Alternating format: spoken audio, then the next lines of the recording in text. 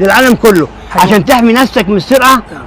بص، انت اللي بتضحي، انت اللي بتعرض نفسك للسرقه. انت لما تيجي تسيب شقتك بحكم خبرتي ما تسيبش قفل على الباب والنور مطفي، انت بتثبت ان مفيش حد جوه. الحرامي لما بيشوف قفل بيفرح بيكسر بقلب. سيب اللنده منوره من داخل الباب قدام الباب، وسيب التلفزيون مفتوح. طالما الراديو مفتوح الحرامي بيسمع صوت بيمشي. لما تكون مثلا داخل بنك او خارج بنك، حتى لو بنك صرافه، واخد بالك انت، اي حد يسالك اي سؤال اعمل نفسك اخرس وما تردش عليه، بيدخلوك في متاهات. لما تكون ماشي بعربيتك اي حد يخبطك من ورا ما تحطش في دماغك ان حادثه، معاهم تبع، تقفل عربيتك وتاخد المفتاح في ايدك قبل ما تنزل. لما تكون ماشي في طريقك اي حد يحتك بيك، مفيش حد النهارده تايه، كله عارف كل حاجه، بيدخلك في متاهات. لو انت طالع من بنك او داخل من بنك يقول لك ولع لي سيجاره، طب شارع احمد عربي فين، مش عارف ايه، لا ما تردش على حد. لما تكون ماشي بعربيتك ما تسيبش برضه اي ازاز مفتوح، واحد بيكلمك من الناحيه دي واحد بيسالك من الناحيه الثانيه. لو في مثلا حد خبطك في كتفك من ورا ويقول لك امسح، ده هو اللي رامي لك البسكوت بالشوكولاته عشان ايه؟ عامل نفسه بيساعدك، لو هو بيقلبك بالطريقه كان معايا في السجن. فهنا اللي انا عايز اوصله لكم بس ان الحلال هو فوق كل اعتبار، حتى في النطق حلال مفتوحه للسماء، حرام ضمه، خد بالك انت. فهنا الحرام ده انا ما اتولدتش حرامي، بس هو الاحتياج اللي دفعني للجريمه. انتوا تخلوا بالكم من عيالكم، لان مش كل واحد هو التلفزيون ده مش اي حاجه تسيب لعيالك تتفرج عليها على النت. انا اللي اتعلمت كسر الشقق ده من التلفزيون. مسلسل اشرف عبد الغفور بيكسر الباب بالكتف، لو انا ما شفتش المنظر ده كنت اشترقت.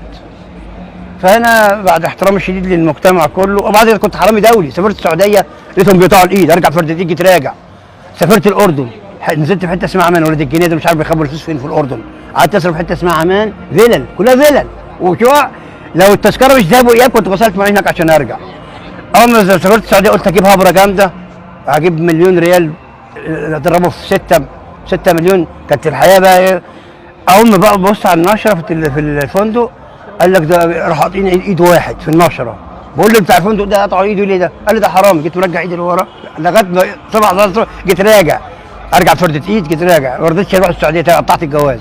فانا هنا حتى لما كنت بسرق هنا كنت بسرق زمالك، عجوزه، دقي، كنتش اروح مساتين بلاد دكرور، اروح اسرق مين في المساتين؟ حسنيه بتاع الطعميه ولا عبده بتاع الفجر؟ كنت اسرق الاغنياء بس.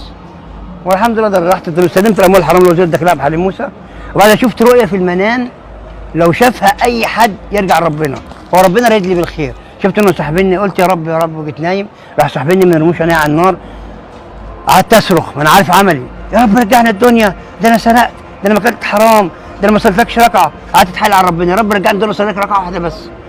فجاني الهدي في ودني اليمين قال لي قارون بماله لا قدم ولا اخر من عمره ثانيه، هنرجعك الدنيا وترد المظالم الى اهلها.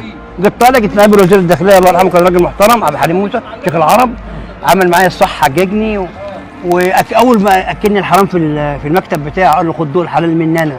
والعالم كنت امشي في الشارع، احنا شعب طيب محترم، بس انا كنت امشي في الشارع كده كاني فريد شوقي، لسه تايب بتاع، واللي اركب تاكسي ما رضاش ياخد مني ايجار ويديني 5 جنيه في جيبي. كنت اروح اكل في مطعم ما رضاش ياخد مني حق الاكل، بل يديني 10 جنيه في جيبي. اروح اكشف عند الدكتور يرجع لي حق الكشف ويجيب لي هو الدواء. فصعبت عليا نفسي، ازاي انا كان ضحيتي كل انسان صالح في المجتمع والمجتمع بيعمل معايا كده؟ يعني ندمت ان انا سرقت. كان ضحيتي كل انسان صالح. انا كنت اخبط على الباب وارن الجرس، طلع لي حد اوهمه، عامل نفسي بسال على العنوان، ما طلعش حد. مره بخبط على الباب وارن الجرس تري اللي جوه اخرس، ما كنتش اتوقع ان اقابل واحد اخرس. كسرت الباب، اول ما شافني قال فرحت ان هو ما بينطقش، لان مهما تكن درجه الاجرام في المجرم جبان. جيت انا نازل اجري هو ماسك البلكونه قلت له اول بقى حد فيهم غير، بس خفت انت زي حسين الناس تنزل بيقول الله اكبر حرامي يمسكوني. مره كنت جوه شقه برضه لسه بفتح الدولاب راح رن عليا الجرس من بره، ببص من العين السحريه لقيت المحصل بتاع كهرباء. عملت نفسي بكلم مراتي، مش قلت لك ما تعمليش ملوخيه بالقلم النهارده؟ انا قال لك بعملي محشي بالفراخ اطلقك. عملت نفسي صاحب الشقه، فتحت له الباب قال لي يا بيه، لاني متنرفز، خدت منه وصل النور اديته 68 جنيه، كانت حاجه رخيصه.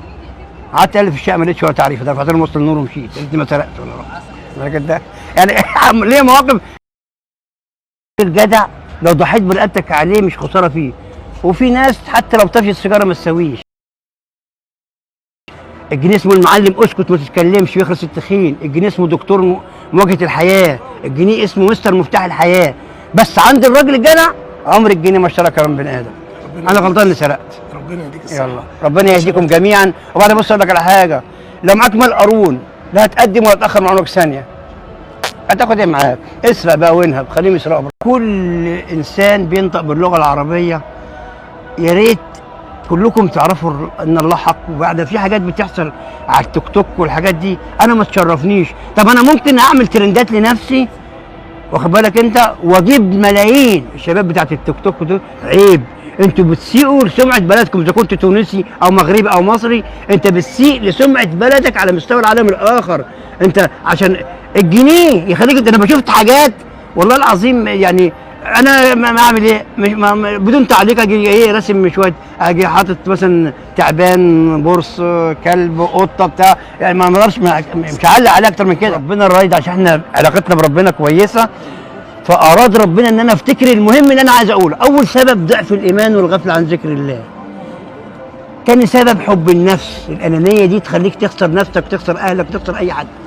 تالت سبب بحكم خبرتي طول الامل ونسيان الموت. فاكر نفسك مخلد على الارض، خلد يا اخويا خلد. رابع سبب الصحبه السيئه، جليس السوء. خامس سبب الاحتياج، الجوع كافر والجنيه مجرم. بس عند الراجل الجدع عمره ما اشترى كام سنه.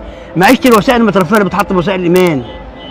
طالما تحت منك الزلموكه وقالوا وين بعت 6 فرخات، قالوا صنديق غطل على جنب شويه، عايش حياتك تروح ناسي ربنا. طب ما انت في النهايه راجع له. لا اله الا الله.